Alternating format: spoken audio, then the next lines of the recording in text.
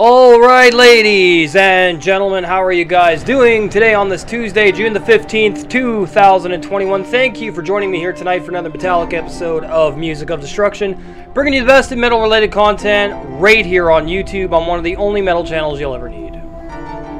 If you missed anything in the past week, click the eye in the upper right corner of the screen. You can get caught up on all of my latest videos. I'd certainly appreciate it. I'm at almost 1,000 subscribers. I want to thank you guys very much for continuing to watch the content and support it.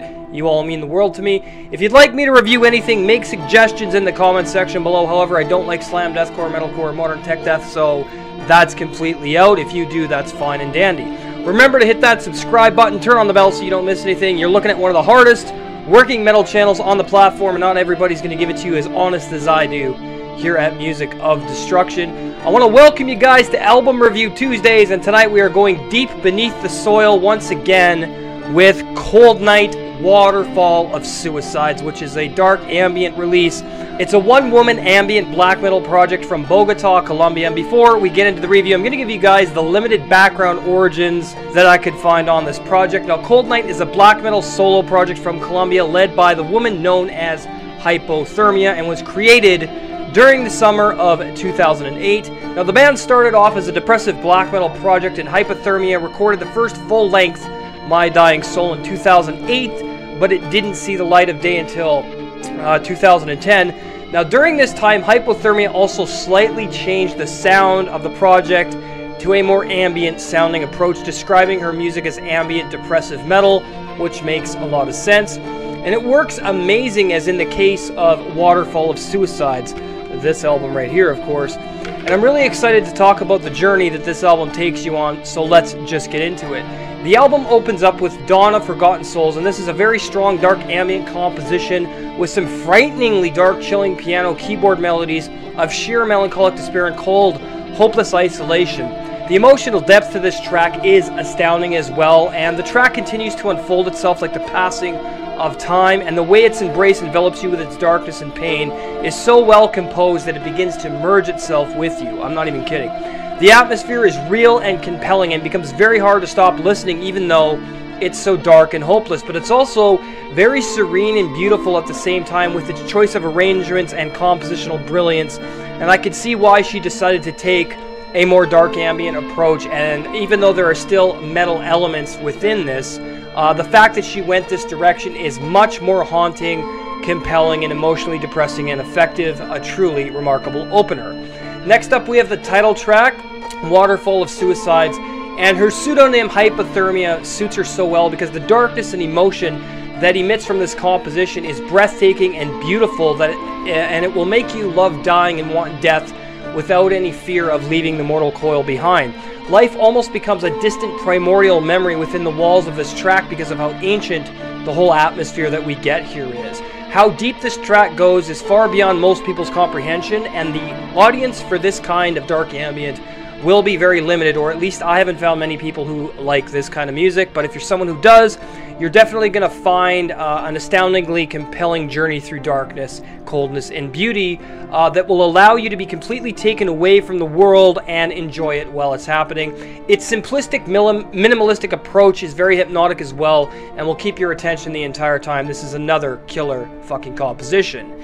Next up, we have Torments of Memory, and of course, like the title's namesake, the music definitely illustrates the emotional voids of pain and nothingness, all while the cold fog of despair fills the room with no chance of you escaping its grasp.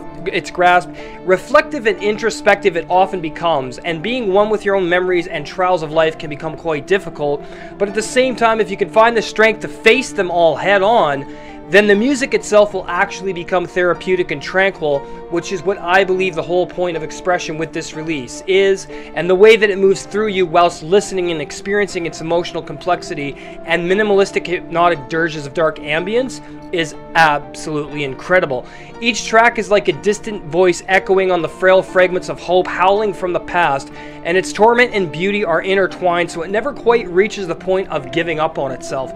But this surely isn't going to be an experience for just anyone, of course. Another excellent dark ambient track.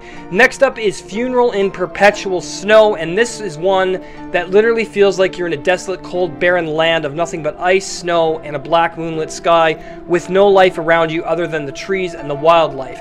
The piano melodies and melancholic guitars on this one are beautifully enchanting and depressive, but the serenity of this composition is backed by the somber, dark keyboard notes underneath it all that give it a very strong presence. And this woman has definitely had all of the right ingredients to craft her emotions into sound, and the pictures and visions that this paints will be for only those who have actually seen and felt what is being expressed here, as the writing is on the wall, so to speak. And the thing about dark music for me is that I find it to be the most honest and sincere, as happy music just doesn't feel like it's valid, but again, that's just my opinion. Now, what she has managed to accomplish with this release is something unique, and it becomes intangible and almost impossible to articulate just how much is contained within these chambers, even within its minimalistic and hypnotic qualities. Another excellent track. Next up, we have Fading Out, and this is one of the tracks that approaches black metal, but only in the way of the vocals, and Hypothermia's vocals make their only appearance here, and they're absolutely bone-chilling and cold. They freeze your veins instantly, in fact, and this is one of my favorites on the album, as its ice-cold stillness and darkness compels you on every aspect of your being, and it's so goddamn beautiful and enchanting. Its simplicity and minimalism work so well to craft an atmosphere of fading out from existence, and that's exactly what it sounds like. A barren soul lost in oblivion with nothing but torment and purgatory to look forward to, as if looking forward would even be a concept in this case, which is the only way I can really begin to describe what's going on within this composition. And the pain and desolation that emits from this track is jaw-dropping and awe-inspiring. So guys, let's listen to Fading Out here on Music of Destruction. Enjoy.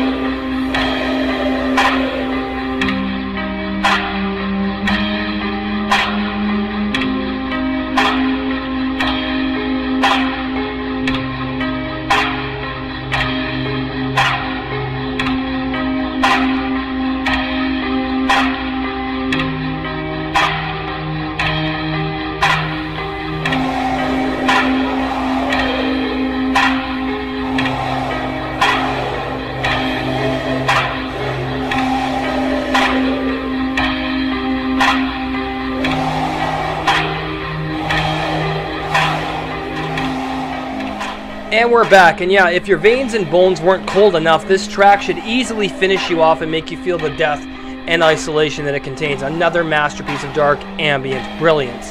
Next up, we have Till Forever, and this one reminds me of Zaster in a lot of ways, especially with its ominously dark, oppressive melodies, dissonant burgeoning, thunderous, hypnotic, atmospheric textures and framework, like walls emitting and howling with desolation, and it feels like a spirit that's trapped in its own purgatory hell.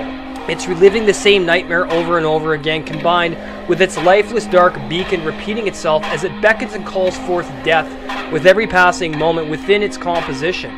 Now, the duration here is remarkably crafted and beautiful, as if the music had formed by itself with no human entity, and that's what I love about this entire release. It's literally void of humanity, and I love it to death. This is another masterpiece of haunting dark ambience. Next up is Celestial White Stoat, and this is another brilliant, breathtaking piece of dark ambient brilliance that takes you across the threshold and the fine line between life and death, as its celestial melodies and passages feel like your spirit is rising from your body and the mortal coil has been shed and you're finally freer to roam the ethereal planes of existence as if time itself wasn't real, and how it's just a matter of knowing and feeling everything simultaneously that may have occurred. Like no memories or experiences have ever occurred, however, and you're just left with being. But also in a wave of darkness and desolation, but also peace and tranquility and suffering and pain happening simultaneously. But the suffering and pain aren't as bad as you become lifted and healed from this experience and tormentous experience as well. This is another masterpiece. Closing out this dark ambient album is the track Moonlight Sonata from Beethoven. And this one's actually done very, very well. And if you know the original, then you know how well this one sounds and how incredible it is. And it's a lot darker and emotional than the original, but nonetheless, another dark ambient masterpiece, ladies and gentlemen. Now, this album is absolutely incredible, and if you love depressive dark ambient music that also has a lot of beauty and tranquility, then I highly recommend Cold Nights-Waterfall of Suicides. And the final verdict for this album is getting a 10 out of 10.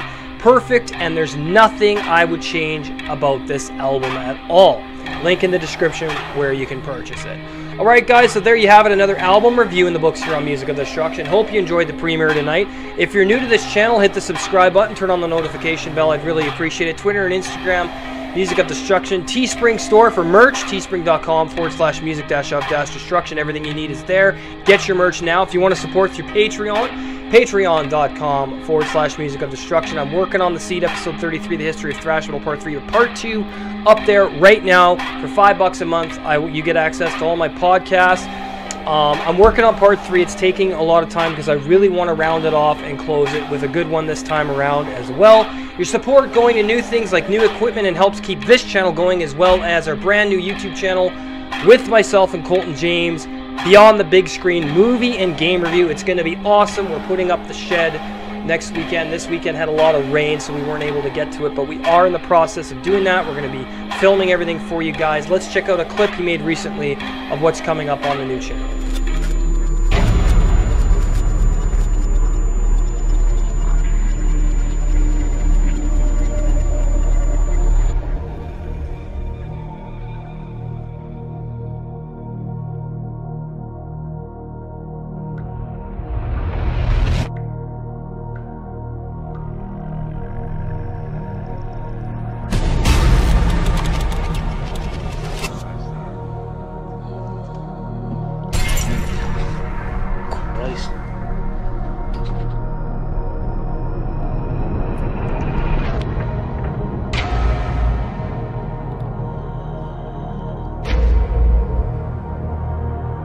Wait a minute, this movement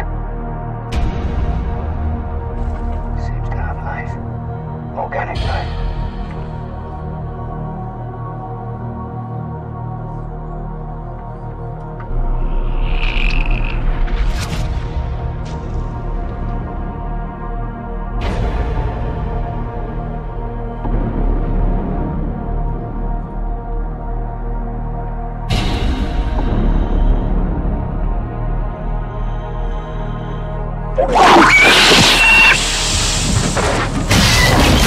Faster! Faster!